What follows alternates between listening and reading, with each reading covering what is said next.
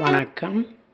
கும்பகோணம் உச்சிப்பிள்ளையார் கோவிலிலிருந்து கும்பேஸ்வரன் கோவில் செல்லும் சாலையில் பஞ்சாமி ஐயர் காபி கிளப் என்ற பெயரில் ஹோட்டல் ஒன்று இருந்தது. 1950 2000 ஆண்டு வரை இந்த ஹோட்டலில் வியாபாரம் கொடிகட்டி பறந்தது. அந்த ஹோட்டலின் வாசலில் 4-5 பசுமாடுகள் கட்டப்பட்டிருக்கும். அவற்றிலிருந்து கறக்கும் பாலை கொண்டு தான் அங்கு காஃபி போட்டு தருவார்கள். இந்த காஃபியை டேஸ்ட் பண்ணுறதுக்காக 2 கிலோமீட்டர் தொலைவில் இருந்து வருவார்கள். அப்போது பெரிதாக வாகன வசதி எதுவும் கிடையாது. எனவே நடந்தே வருவார்கள். பட்டு சேலை தயாரிப்புக்கும் புகழ் பெற்றது கும்பகோணம். இங்கு தூரங்குறிச்சி என்ற பகுதியில் பட்டு சேலை உற்பத்தியாளர்கள் நிறைய பேர் இருந்தார்கள். அவர்கள் காலை 5:30 மணிக்கு பஞ்சாமி ஹோட்டலுக்கு வந்து விடுவார்கள். நுரை பொங்க பொங்க கறக்கும் பாலை விறகு அடுப்பில் வைத்து காய்ச்சி டிகாஷன் இறக்கி காஃபி சேர்த்து கொடுக்க 6 மணி ஆகிவிடும். அதுவரை பொறுமையாக காத்திருந்து அதை அருந்திவிட்டு மீண்டும் நடந்தே வீடு திரும்புவார்கள். இப்படியாக புகழ் பெற்றது தான் கும்பகோணம் டிகிரி காஃபி. ஒரு முறை சென்னையை சேர்ந்த எனது நண்பர் என்னிடம் கேட்டார், நீங்கள் அடுத்த தடவை கும்பகோணத்துலேருந்து வரும்போது எனக்கு 1 kilo Kumbakonam degree coffee powder கொண்டு வந்து கொடுங்க என்று கேட்டார். உங்களுக்கு நான் பணம் கொடுத்து விடுகிறேன் என்று. அவரிடம் நான் அப்போ சொன்னேன், டிகிரி காஃபி பவுடர் என்று தனியாக எதுவும் கிடையாது. ஏ காஃபி, பீபிரி காஃபி என்ற வகைகளில் எதையாவது ஒன்றை வாங்கி அதோடு சிக்கரி கலந்து டிகாஷன் இறக்கி நாம் போடும் முறையில் தான் இருக்கிறது டிகிரி காஃபியின் சுவை என்று சொன்னேன். ஏனோ நான் சொன்னதை அவரால் ஏற்றுக்கொள்ள முடியல. ஏதோ நான் சால்ஜாப்பு தட்டி கழிக்கிறேன் என்று சொல்லி நினைத்து விட்டார். இது ஒரு பக்கம் இருக்கட்டும். கும்பகோணம் டிகிரி காஃபியின் பூர்வீகம் எங்கே ஆரம்பித்தது தெரியுமா? கும்பகோணம் மற்றும் டெல்டா மாவட்டங்கள்லையும் அதை சுற்றியும் உள்ள பண்ணை கிராமங்களில் உள்ள அக்ரஹாரங்கள் தான் அதனுடைய பூர்வீகம். நல்ல தரமான காப்பி கொட்டையை வாங்கி அதை வீட்டிலேயே வறுத்து அதற்கென்று உள்ள கை மிஷினில் அரைத்து டிகாஷன் இறக்கி சேர்க்கப்படும் அந்த காஃபிக்கு அப்போது கொடுக்கப்பட்டு இருந்த பெயர் ஐயர் ஆத்து காஃபி. இதன் செய்முறையை தான் இப்போது பார்க்க இருக்கிறீங்க. காஃபி கொட்டையை நாமே வறுத்து அரைக்க வேண்டுமா என்று யாரும் பயந்து விட வேண்டாம். தற்கால சூழ்நிலைக்கு ஏற்ப எளிய முறையில் நாம் வீட்டிலேயே சுவையான காஃபி தயார் செய்து விடலாம்.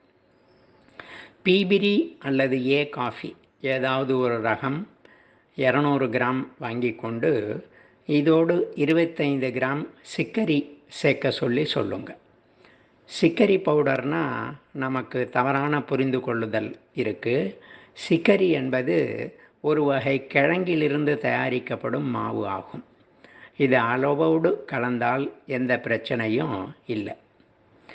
அந்த சிக்கரியின் வாசம் காஃபியையும் தூக்கி அடிக்கக்கூடியது. அதே சமயம் டிகாஷனும் கெட்டியாக இறங்கும். இந்த மாதிரி காம்பினேஷன் 200க்கு 25 என்ற ரேஷியோவை காப்பித்தூள் கடையில் சொல்லி கலந்து வாங்கி கொள்ளலாம். கூடிய வரைக்கும் நீங்கள் வாங்குகிற கடையில் அவ்வப்போது ரோஸ்ட்டு பண்ணி மிஷினில் போட்டு பவுடர் ஆக்கி கொடுக்குறதா நீங்கள் பார்த்துக்கொள்ளுங்க. இப்போ நான் சொல்கிற அளவு 2 பேர் ஒரு வேளைக்கு மட்டும் பயன்படுத்தும் வகையில் இருக்குது. டிகாஷன் அவ்வப்போது போட்டுக்கொண்டால் வாசனை சூப்பராக இருக்கும்.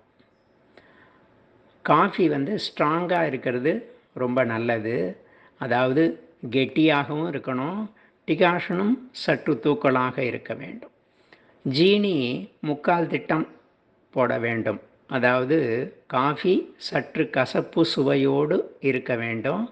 இதுதான் கும்பகோணம் டிகிரி காஃபியின் பரிபூர்ண லட்சணம் ஆகும்.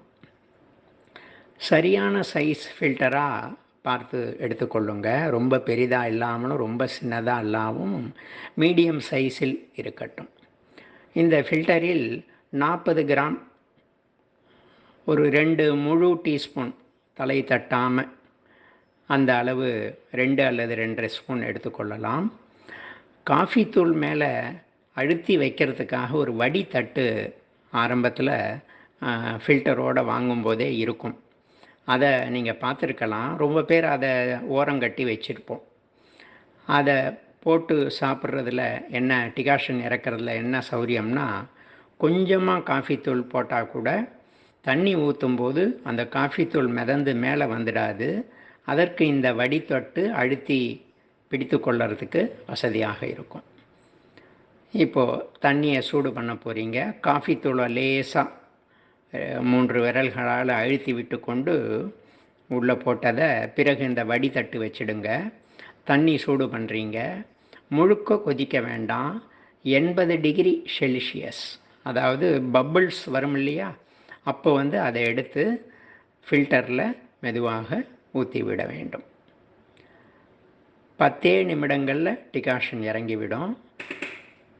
2 பேர் ஒரு முறை சாப்பிடுவதற்கு 80 மில்லி அளவு பால் சரியாக இருக்கும். 20 மில்லி வேண்டும்னா தண்ணீர் சேர்த்து கொள்ளலாம். அதுவும் தேவைன்னா தான். தண்ணீர் கலக்காத பால் காஃபியாக சேர்க்கப்படும் போது டேஸ்ட் ரொம்ப நல்லா இருக்கும்.